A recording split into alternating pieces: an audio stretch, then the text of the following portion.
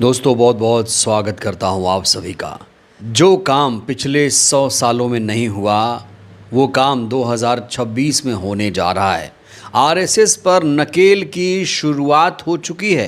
क्या अब आरएसएस पर बैन लगा दिया जाएगा? क्या आरएसएस चीफ मोहन भागवत से Z+ की सिक्योरिटी वापस ले ली जाएगी? दोस्तों ये सवाल इसलिए खड़े हो रहे हैं क्योंकि गृह मंत्री, कर्नाटक के गृह मंत्री प्रियांक खड़गे ने एक पत्र से बीजेपी आरएसएस में भूचाल ला दिया है। उस पत्र में क्या है और उस पत्र का जवाब आरएसएस चीफ ने क्या दिया है, कानूनविद क्या कह रहे हैं, इतिहासकार क्या कुछ कह रहे हैं, जानकार आरएसएस को लेकर क्या कुछ कह रहे हैं। आरएसएस चीफ ने गृह मंत्री प्रियांक खड़गे के पत्र का जो जवाब दिया है वो कितना संतोषजनक है, उस जवाब से लोग क्यों नहीं संतुष्ट हैं, इस पर आज हम विस्तार से बात करेंगे। तो सबसे पहले दोस्तों बिना देर किए आप ये लेटर देखिए। ये लेटर कर्नाटक के गृह मंत्री प्रियांक खड़गे ने आरएसएस चीफ मोहन भागवत को लिखा है। ये लेटर बताया जा रहा है कि 13 जून को लिखा गया है। प्रियांक खड़गे ने आरएसएस चीफ मोहन भागवत को पत्र लिखते हुए पूछा कि 6000 शाखाएं, लाखों स्वयंसेवक, भारी भरकम फंडिंग, फिर भी कानूनी रजिस्ट्रेशन, फंडिंग का हिसाब, टैक्स और पारदर्शिता क्यों नहीं है? आम नागरिक, एनजीओ, ट्रस्ट तो कानून का पालन करते हैं, तो क्या आरएसएस संविधान कानून से ऊपर है? प्रियांक खड़गे ने आरएसएस चीफ से सीधा सवाल यही पूछा कि आरएसएस क्या है, उसकी फंडिंग कहां से आती है, 100 साल से इसका रजिस्ट्रेशन क्यों नहीं हुआ, जनता के टैक्स का पैसा आपकी Z+ की सिक्योरिटी पर खर्च हो रहा है, तो जवाबदेही तो बनती है। आखिर आरएसएस चीफ को पारदर्शिता से डर क्यों लगता है? ये सवाल पूछा है आरएसएस चीफ से कर्नाटक के गृह मंत्री प्रियंक खड़गे ने, जो कि कांग्रेस अध्यक्ष मल्लिका अर्जुन खड़गे के बेटे हैं। अब दोस्तों मैं आपको बताता हूं कि आरएसएस चीफ ने प्रियंक खड़गे के पत्र को लेकर जवाब क्या दिया है। वैसे आरएसएस चीफ मोहन भागवत ने प्रियंक खड़गे के पत्र का सीधा जवाब नहीं दिया। दरअसल वो केरला के दौरे पर थे, उनसे एक प्रोग्राम में किसी ने पूछा, इन तमाम सवालों का जवाब जानने की कोशिश की, तो उन्होंने क्या कुछ कहा जरा सुनिए। So it doesn't need any restriction. Hindu dharma is not registered. Many things are not registered. हो सकता है हमारे बहुत सारे दर्शकों को इनकी अंग्रेजी समझ में ना आई हो, तो दोस्तों मैं आपको सिलसिलेवार तरीके से बता देता हूं, पॉइंट टू पॉइंट, बिंदुवार बता देता हूं कि इन्होंने आखिर कहा क्या है। 5 बड़ी बातें आरएसएस चीफ ने इसके जवाब में कही हैं। आरएसएस चीफ ने पहली बड़ी बात कही है कि हिंदू धर्म का रजिस्ट्रेशन कहाँ हुआ है, किसी धर्म का रजिस्ट्रेशन कहाँ हुआ है, तो फिर आरएसएस को रजिस्टर्ड होने की क्या ज़रूरत है। बड़ा सवाल यह है, क्या आरएसएस खुद को हिंदू धर्म समझ रहा है? क्या आरएसएस हिंदू धर्म का प्रतिनिधित्व कर रहा है? आरएसएस की उम्र तो सिर्फ 100 साल है और हिंदू धर्म तो बहुत पुराना बताया जाता है। मोहन भागवत ने दूसरी बड़ी बात कही है कि चूंकि जब यहाँ अंग्रेज़ों का शासन था, 1925 में जब आरएसएस बना, तो उस समय जब अंग्रेज़ों ने इसका रजिस्ट्रेशन नहीं किया, तो फिर आगे इसका रजिस्ट्रेशन करने की क्या ज़रूरत है? यहाँ बड़ा सवाल यही खड़ा हो रहा है, अंग्रेज़ों ने आखिर आरएसएस को रजिस्टर्ड क्यों नहीं किया? क्या आरएसएस अंग्रेज़ों की मदद करता था? मोहन भागवत ने तीसरी बड़ी बात ये कही है कि जो 100 साल में नहीं हुआ वो अब क्यों हो? तो आरएसएस चीफ को ये समझना चाहिए कि लाइफ में कभी कभी कोई चीज़ें पहली बार होती हैं। ऐसा नहीं है कि जो चीज़ें 100 साल तक ना हुई हों अब नहीं होंगी। आरएसएस चीफ ने चौथी बड़ी बात ये कही है कि बीजेपी आरएसएस का कोई कनेक्शन नहीं है।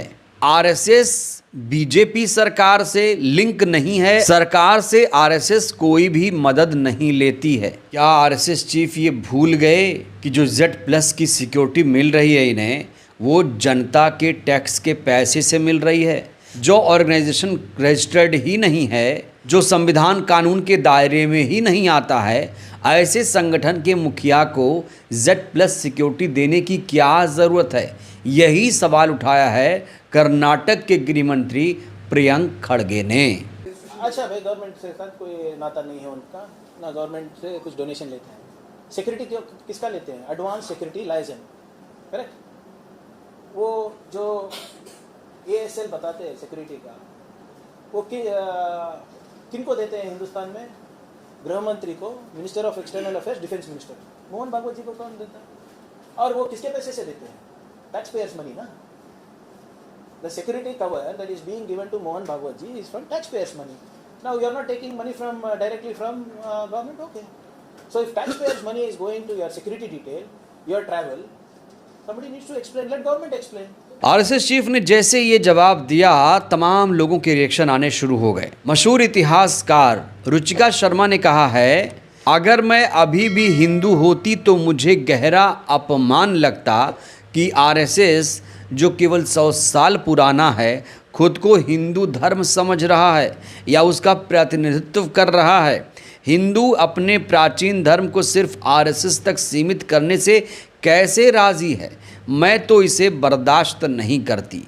ये कहना है रुचिका शर्मा जी को। रुचिका शर्मा जी को आप लोग जानते होंगे, कई बार इन्होंने बड़े बड़े मुद्दे पर बात की है, मशहूर इतिहासकार हैं। वहीं इस पूरे मामले को लेकर कपिल सिब्बल ने भागवत जी से कुछ सवाल पूछे। कपिल सिब्बल ने कहा कि आरएसएस तो 27 सितंबर 1925 को बना था। कपिल सिब्बल के मुताबिक हिंदुज़्म 4000 साल पुराना है। सिब्बल जी कहते हैं कि आरएसएस हिंदू धर्म को प्रमोट करने की बात करता है, लेकिन ये असली काम तो बीजेपी के लिए करता है। बीजेपी के कई नेता आरएसएस से जुड़े रहे। गृह मंत्री, प्रधानमंत्री, स्पीकर, तमाम नेता आरएसएस से बीजेपी में आ रहे हैं और यहाँ आरएसएस चीफ कह रहे हैं कि हमारा बीजेपी से कोई लिंकअप नहीं है। मोहन भागवत जी, कुछ तो शर्म करिए। एक गली में क्रिकेट खेलने वाला क्या कहेगा मैं सुनील गावस्कर हूं, या अन्ना हजारे कह देगा मैं गांधी हूं। आइंदा जब आपको यह कहना पड़े कि आप पंजीकृत नहीं है तो उसका कारण बताइएगा, क्योंकि डी कंपनी भी पंजीकृत नहीं है। अनेक ऐसी संस्थाएं, अनेक ऐसे संगठन, अनेक ऐसे गैंग्स पंजीकृत नहीं है, इसलिए आरएसएस पंजीकृत नहीं है। आपका ऐसा संगठन, ये संघ के लोग कहते हैं साहब हम हिंदू धर्म की रक्षा करेंगे, अपने सरसंघचालक की रक्षा के लिए जेड कैटेगरी चाहिए, चले हिंदू धर्म की रक्षा करने। जो 3 दिन में कहते हैं हम बॉर्डर पे आर्मी भेज देंगे हिंदुस्तान की रक्षा करने, हमारी फौज की हंसी उड़ाते हुए कहते हैं, वो इस तरह की तुलनाएं करेंगे। हिंदू धर्म को आपकी आवश्यकता नहीं है, आपकी जरूरत नहीं है, दूर रहिए हिंदू धर्म से। हिंदू धर्म को आपसे बचा के रखना एक बहुत बड़ी जिम्मेदारी एक एक भारतवासी के कंधे पर है। हिंदू धर्म खतरे में है, आपसे खतरे में है। वहीं इस पूरे मामले को लेकर अजय कुमार लल्लू जी ने बहुत तीखी प्रतिक्रिया दी है। उन्होंने कहा कि आरएसएस भारतीय संस्कृति का अभिभावक होने का दावा करता है, लेकिन असल में आरएसएस पिछले 100 सालों से भारतीय विभाजन का अभिभावक रहा। भारत में फूट डालने, राज करने की नीति का अभिभावक आरएसएस रहा है। आरएसएस अपने जन्म के 100 साल पूरे कर चुका है, लेकिन ये संगठन इतना डरपोक है कि आधिकारिक रूप से खुद को पंजीकृत नहीं करवाना चाहता। लेकिन कर्नाटक के गृह मंत्री प्रियंक खड़गे ने यह तय कर लिया है कि या तो आरएसएस कानून का पालन करेगा या फिर इसे इसके नतीजे भुगतने पड़ेंगे। जो भी लोग आरएसएस से जुड़े हुए हैं वो खुद को राष्ट्रवादी कहते हैं। दोस्तों, क्या इस शख्स को आप लोग पहचानते हैं? इसका नाम राकेश गुर्जर बताया जा रहा है। ये व्यक्ति भी आरएसएस से जुड़ा हुआ है। ये वही व्यक्ति है जिसने जयपुर में कॉकरोच चीफ अभिजीत दीपके को थप्पड़ मारा था और खुद को ये भी राष्ट्रवादी बता रहा था। तो ये भी आरएसएस से जुड़ा है, ये भी खुद को राष्ट्रवादी बता रहा है। क्या आरएसएस के लोग इसी विचारधारा के होते हैं? ये भी अपने आप में बड़ा सवाल है। कर रहे हैं, किसने क्यों मारा आपने? ये मच्छर जिहादी मानसिकता के लोग, कौन? ये अभिजीत जो आया है, हाँ? ये बिना फालतू में देश में पेपर लिख को बुला रहे थे। बरगला रहा है। कोई पेपर लिख के पीछे इनके बहाना है, पेपर लिख के उनके पास बहाना है। मैं जयपुर से हूँ, मैं राष्ट्रवादी हूँ, किसी पार्टी से कोई मैं। तू इधर आना मच्छर, अभी बताऊँ तेरे को मैं क्या हूँ, राष्ट्रवादी।